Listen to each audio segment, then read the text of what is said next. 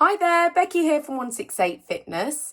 So we are on week 4 now of how to start running and also hopefully progress your running as well. So hopefully you've made a great start and you have done that first run, because that first run is going to be the hardest that you ever do. Honestly, that going from not being a runner to being a runner, it's simple because you've literally just got to get out the door and go do it, but it's not necessarily easy, and I would say it is the hardest of them all. It won't get any harder than that.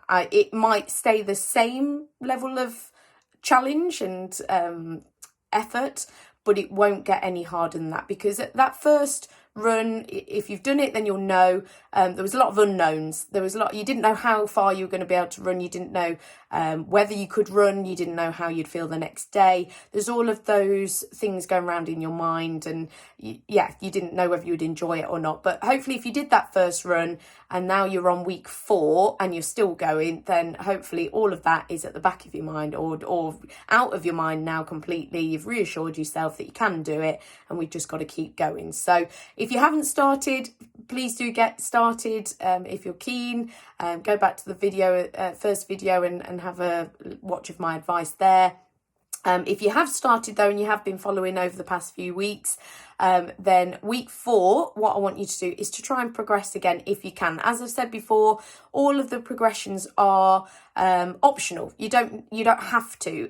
I'm just trying to almost fast track your progress over the next few weeks, just so that you can start to feel some benefits. But as I did say as well, I want you to take it steady. So when I say fast track, I just want you to build up steady. I'm not trying to get you running a marathon in the next few weeks or anything like that, nothing silly, but just to try and give you that boost and that confidence so that you can keep going after the 6 weeks of advice.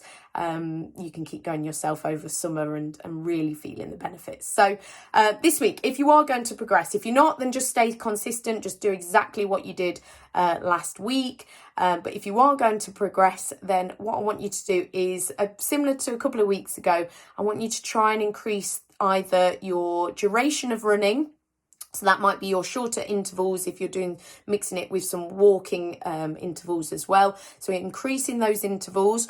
Or if you were running for time, so say that you're going out the door, you're starting your watch and you're running for 25 to 30 minutes maybe, that this week you're running for maybe 35 minutes if you can, or just progressing it in time a little bit. If you're up to sort of 20 minutes non-stop running, then increasing it in 5-minute increments should be okay.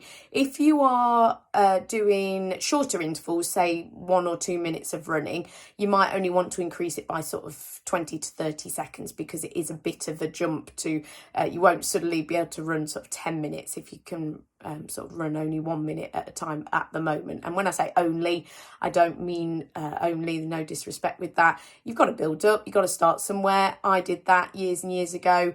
I couldn't run more than 30 seconds in one go, and started off with doing intervals of running and walking, and then now I can run sort of, well, not currently, I can't run marathons, but I have done them before. So you've got to start somewhere, so don't worry about that.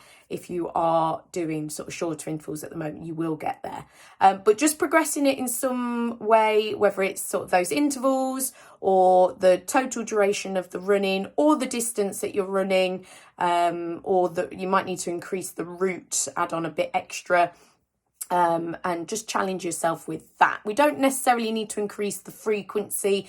If we're already running sort of 2 to 3 times a week, that is enough.